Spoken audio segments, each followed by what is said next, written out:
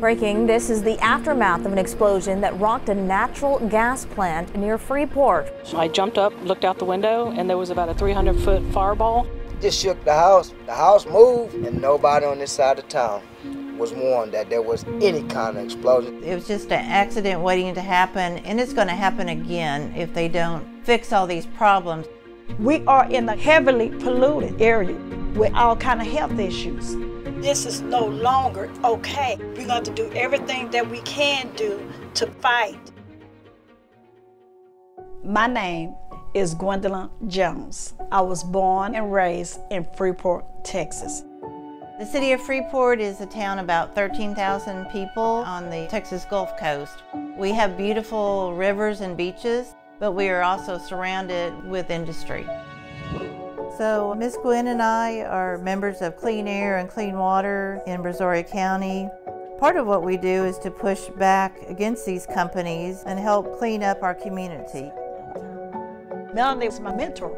She gave me a reason to fight for Freeport. She gave me a reason to fight for the East End. My grandfather name was William Henry King. He was a slave, came from South Carolina to Texas and had the first school in Freeport on East 6th Street. The East End of Freeport was like a family. We had everything we needed. It was homes everywhere. The Williams are right there. I grew up right here. I could go out my back door and go over to their house. But it's only 4 homes left standing. The roads are all torn up. There's no life on the East End anymore.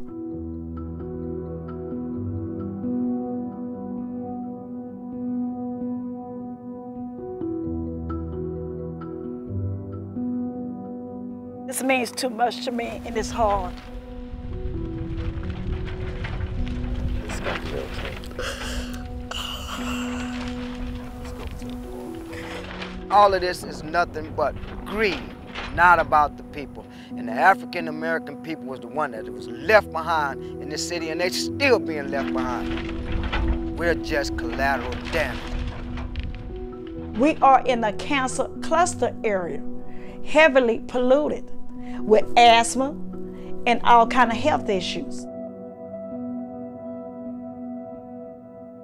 Just standing up here, my eyes started burning me. It's the chemicals in the air, and it's in the water, and you can't afford to leave. About 72% of the folks here are considered low income, and we have a disproportionate amount of industry, pollution, and health problems. The Texas Department of State Health has done studies, and they did one in 2018 that showed that we have several types of cancer higher than to be expected in this area. The Cole family, they live on Broad Street. Her father was a fisherman. Her mother died of cancer. Her daddy died of cancer. Her brother died of cancer. And now her son, 26 years old, is fighting cancer.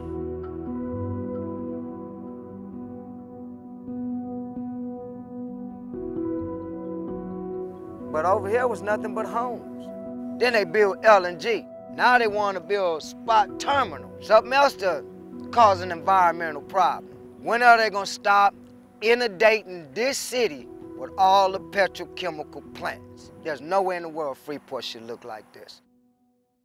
You've talked about previous polluters. That's the common theme that we're seeing with LNG projects, is they're coming into communities that are already overburdened. They say, well, what's one more pipeline? What's one more, oil export project? And that exploded in the LNG, we should have been notified that there is an explosion in Freeport with LNG instead of catching it on the news.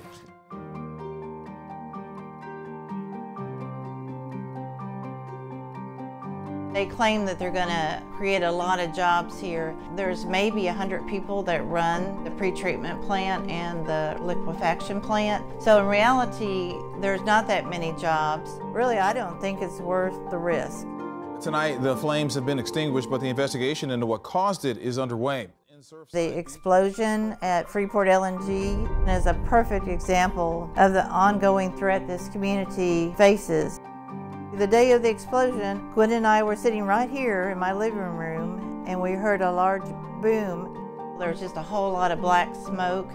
It was blowing toward the east end, and it was blowing toward the west end. The city of Freeport LNG should have removed everyone from the east end and the west end of town. They did not have a safety plan, and no one didn't even come and say anything. My first thought was, oh my gosh, where the pipe broke and the explosion was within, it looked like feet from one of the gigantic LNG tanks. If the LNG tank had caught on fire, more than likely there would have been people hurt, killed. They were just lucky this time.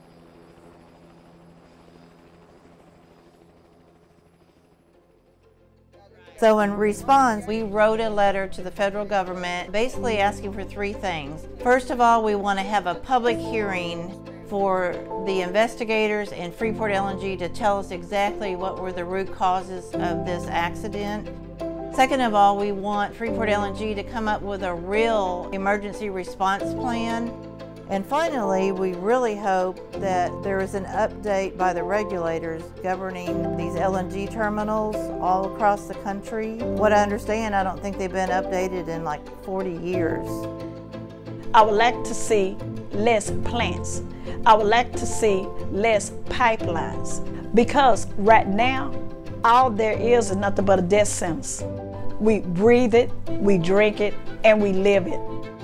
It's only going to stop when we hold them accountable and their feet to the fire and make it public and make people realize that we don't have to be dying, we don't have to have these diseases. So we have to make a change, and we have to make a change for ourselves and for the future generations.